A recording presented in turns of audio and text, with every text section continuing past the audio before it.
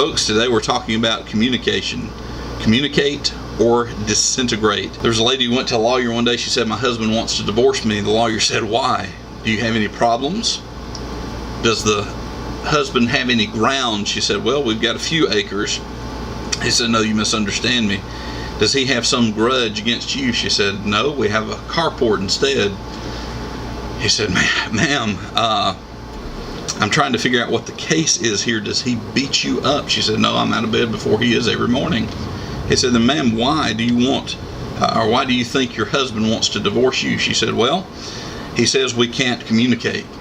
Communication is a hard thing for everybody. In fact, I would say 90% of marriages end because of a failure of communication in one form or another. In fact, some people would even say more than that. Proverbs 18 says, "Death and life are in the power of the tongue, and those who love it will eat of its fruit." Folks, the things that we say make a difference. 1 Peter chapter 2, verses 21 and 23 say, "For you have been called for this purpose, since Christ also suffered for you, leaving you an example for you to follow in his steps, who committed no sin, nor was any deceit found in his mouth. And while being reviled, he did not revile in return.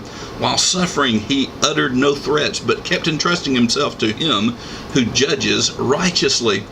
Then in chapter 3, verse 1, it says, "In the same way, you wives, be submissive to your own husbands, so that even if there is any of them who are disobedient to the word, they may be won without a word by the behavior of their wives." Verse 7 says, "Likewise, you husbands, in the same way, live with your wives in an understanding way, as with someone who's weaker, since she is woman, and show her the honor as a fellow heir of the grace of life, so that your prayers may not be hindered."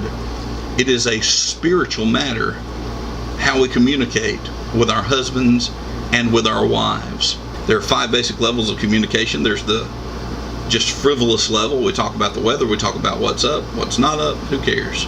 We talk also about, secondly, facts, that factual level, what is and what is not. Then there's a 3rd level of communication, and that's the level of communication we would call fellowship. We start to talk about our ideas, your ideas.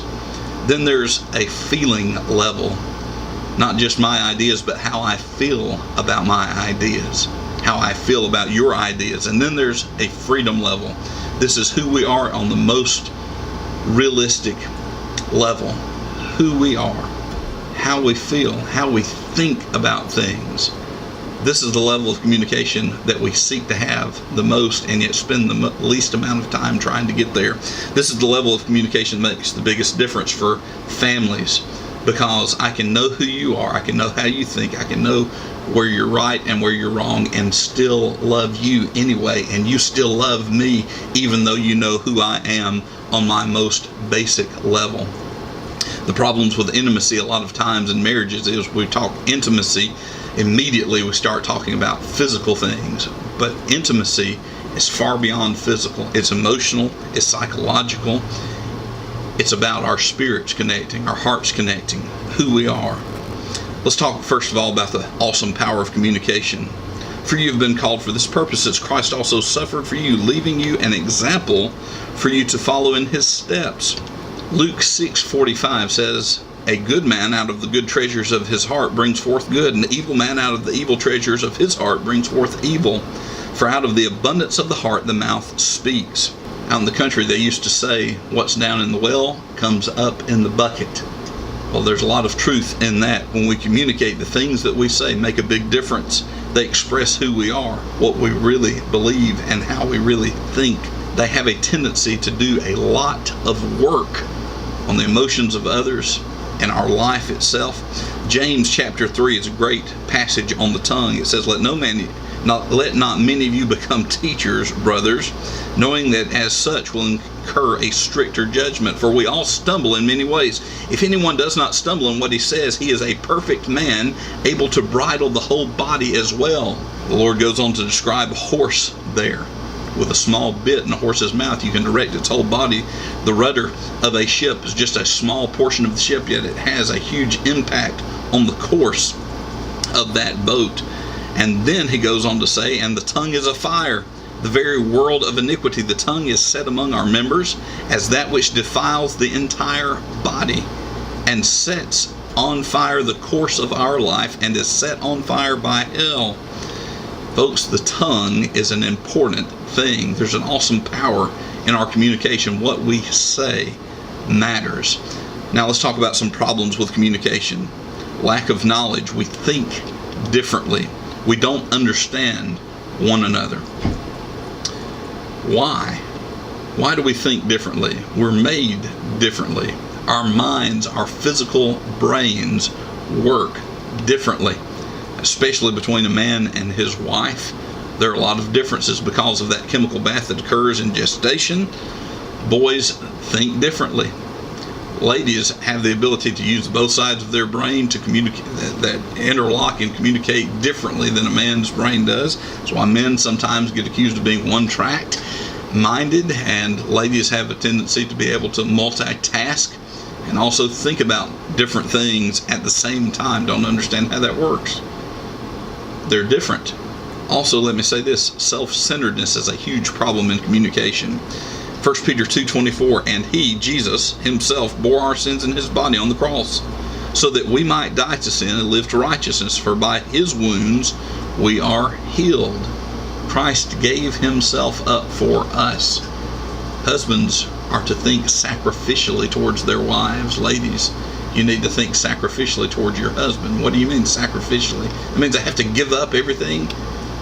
Maybe not everything, but you need to be willing to give yourself up for just a moment to at least hear what your spouse, what the person you love is saying, maybe your kids, whoever it may be. Are you willing to give up that moment? Say, all right, I'm going to put you first now. Bitterness. Bitterness has a way of sneaking in.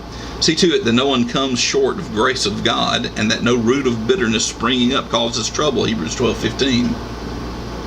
And by it many may be defiled. Bitterness has a way of being under the surface in our life. And when it crops up, when it sprouts, it's a terrible thing. It does a lot of damage in our communication. The distractions of life. There's so many things in this life that distract us. Don't let the distractions keep you from communicating with your loved ones. 1 Peter 3:11, he must turn away from evil and do good. He must seek peace and pursue it. If you don't pursue peace, if you don't try for communication, you'll never be successful at it. Also, different temperaments, those physiological differences, the way we respond to one another, those are inhibitors to good communication. Insecurities and fear.